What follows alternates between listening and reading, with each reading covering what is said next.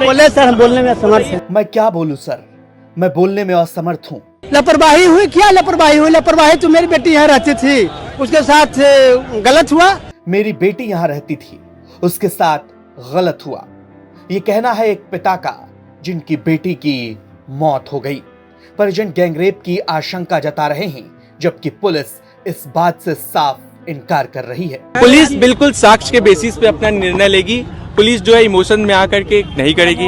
आप मीडिया बंधु से मेरा अनुरोध है कि कृपया अफवाह जो है ना फैलने दें। अब पूरा मामला समझिए। राजधानी पटना के गर्ल्स हॉस्टल में रहने वाली लड़की की मौत हो गई। मौत पर सोमवार रात जमकर बवाल हुआ। लोग सड़कों पर उतरे, प्रदर्शन किया। पुलिस, हॉस्टल और डॉक्टर पर लोगों ने मिलीभगत का आरोप लगाया। साथ ही हॉस्टल मालिक को गिरफ्तार करने की मांग की। वहीं पे इसको नशीला पदार्थ दे करके इसके साथ गैंग रेप किया गया है। उसके बाद प्रभात मेमोरियल हॉस्पिटल में एडमिट किया गया। उसके बाद परिजन को बताया गया, साथ छिपाने का प्रयास किया गया है और डॉक्टर सतीश का इसमें अहम भूमिका है। घटना कब की? ये 5 तारीख की रात की घटना है। 6 तारीख की घटना है। परिजन को मौत कब हुई? मौत कल हुई है मेदांता में। पुलिस ने लेकिन प्रेस कॉन्फ्रेंस करके बताया कि जो है नींद की गोलियां मिली है और शक लग रहा है कि ये सब हॉस्टल संचालक जो है नींद की गोली दे करके बच्चियों को जो है बाहर सप्लाई करता था या तो खुद गैंगरेप करता था अपने अयासी के लिए। पुलिस का इसमें मिली भगत है। बिना पोस्टमार्टम रिपोर्ट के प्रशासन कैसे कह दिया कि आज पोस्टमार्टम हो गया? आज पोस्टमार्टम पीएमसीएच में हुआ है, उसका रिपोर्ट भी आया है। डॉक्टर बोले भी हैं, मतलब उसमें आशंका जाहिर की गई है गैंगरेप हुआ है। सबसे पहले विडंबना है कि गैंगरेप तो हुआ ही और उसको बचाने के लिए पुलिस के कुछ लोग सक्रिय है। ये सबसे दुखद विषय है। कोई अपराधी है, अपराधी को बचाना उससे बड़ा अपराध है। और पुलिस प्रशासन बिना जांच के कैसे कह दी कि गैंगरेप मैंने रेप इसके साथ नहीं हुआ है? पोस्टमार्टम नहीं हुआ, जांच नहीं हुई, तो आप कैसे जान गए कि रेप नहीं हुआ है किसी के कहने पर? और सबसे बड़ा तो आज आया है कि जो उसके पहले जो प्रभात मेमोरियल में था वो 40 से 50% साक्ष्य मिटाने का प्रयास किया गया। 50% साक्ष्य मिटाने का प्रयास किया गया है। बचाने के लिए सिर्फ साक्ष्य मिटाने के लिए प्रयास किया गया। गलत इंजेक्शन लगाया गया जिससे बच्ची डेथ कर गई। वहीं मृतक छात्रा के पिता का आरोप है कि लड़की के साथ दुष्कर्म किया गया। पुलिस, हॉस्टल संचालक और जिस अस्पताल में पहले छात्रा का इलाज हुआ उस अस्पताल के संचालक को बचाने में लगी है।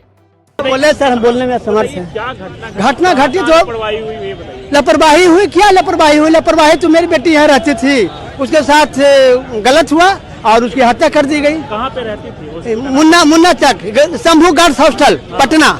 उसके बाद हम लोग मेडिकल टीम का गठन करवाए।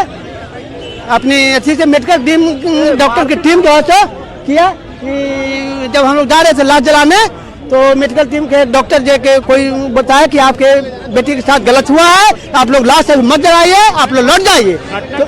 घटना घटा 6 तारीख को। 6 तारीख को नहीं, 9 तारीख को घटना घटी। मैं 6 से 6, 7, 8, 9, 10 4-5 दिन हमारी बेटी यहाँ रहा प्रभात मेमोरियल हॉस्पिटल में। वहाँ भी हम लोग से पूरा पैसा लूटा गया और हम लोगों के परिजन को साथ गलत किया गया। उसके बाद हम वेदांता में गए, वेदांता में भी पैसा लूटा गया और उसके बाद फिर इसकी जांच चली गई। लेकिन सारा जिम्मेदार है हॉस्पिटल प्रभात मेमोरियल और हॉस्टल संचालक। जानकारी के मुताबिक छात्रा 5 जनवरी को जहानाबाद से पटना स्थित अपने हॉस्टल में लौटी थी, लेकिन महज 24 घंटे के भीतर 6 जनवरी की शाम 4 बजे हॉस्टल प्रशासन ने परिवार को फोन किया कि आपकी लड़की बेहोश है, उसे अस्पताल ले जाया जा रहा है। सूचना मिलते ही परिवार पटना पहुंचा, लेकिन लड़की की हालत पर परिजनों को शक हुआ। परिवार ने शक के आधार पर 9 जनवरी को ही पटना के चित्रगुप्त थाने में मामला दर्ज कराया। इधर पुलिस इस पूरे मामले में गैंगरेप की बात से इनकार कर रही है। परिजनों में एक गलतफहमी है कि चित्रगुप्त नगर एसएचओ के द्वारा हॉस्टल संचालक को हॉस्पिटल से अरेस्ट किया गया और थाने पर ले जाकर फिर से छोड़ दिया गया। तो क्या इस मामले में किसी तरह की लापरवाही? हॉस्पिटल जो उसके हॉस्टल के संचालक है, वहाँ पे 2 और मैनेजर्स थे जो वहाँ का दरबान था और जितने लोग थे सबको लाकर के पूछताछ की गई है। पूछताछ और भी ढेर सारे लोगों से की गई है। गिरफ्तारी किसी की नहीं की गई है। बिना साक्ष्य के पुलिस किसी को गिरफ्तार नहीं करती है। किसी निर्दोष को जेल भेजना पटना पुलिस कभी वो चीज नहीं करती है। साक्ष्य के बॉडी पर सर कुछ मार्क नहीं, लोगों से अभी बात किए, उनका जो ग्राइवेंसेस था उनको बताया गया, लोगों से अपील भी किए हैं। अगेन आप लोग के थ्रू लोगों से अपील करेंगे कि अगर उनके पास, उनको लगता है किसी बिंदु पे जांच नहीं हो रहा है, उनके पास कोई साक्ष्य है, उनको कुछ पूछना हो, वो आकर के मेरे पास आ सकते हैं, ईस्ट एसपी सर के पास जा सकते हैं, सीनियर सर के पास जा सकते हैं। लोगों का जो डिमांड है आकर के शांतिपूर्वक सभ्य तरीके से आकर के बताएं, बात करें। पुलिस अपनी तरफ से पूरी कोशिश कर रही है, ये हमारा भी ड्यूटी है, हम लोग ड्यूटी बाउंड है दोषी को पकड़ने के लिए, सही जांच होने के लिए, और जो दोषी है उसको उसका सजा दिलाने के लिए। बट किसी निर्दोष को किसी गलत चीज में फंसाया जाए, ये बहुत गलत है। हम लोग, पटना पुलिस कभी उसका सपोर्ट नहीं करती है। आशंका जताई है परिजन ने कि 6 तारीख को घटना हुई और एफआईआर 3 दिन बाद हुआ, तो इस दौरान साक्ष्य जो है संचालकों ने मिटाया है। कदम कुआं में जहाँ पे हॉस्पिटल में बच्ची का इलाज चल रहा था, थाना को बता दिया गया था। थाना से हम लोग वहाँ गए थे, बच्ची अभी बयान देने की हालत में नहीं थी, बच्ची का इलाज चल रहा था। वहाँ पे हम लोग जांच कर रहे थे, हम लोगों को भी उम्मीद थी कि बच्ची रिकवर कर जाएगी।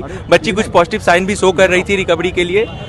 और उसके बाद चित्रगुप्त नगर थाने को जैसे ही 9 तारीख को सूचना परिजन के द्वारा दी गई, उससे पहले परिजन भी थाने को नहीं बताए थे, हॉस्पिटल के द्वारा बताया गया था।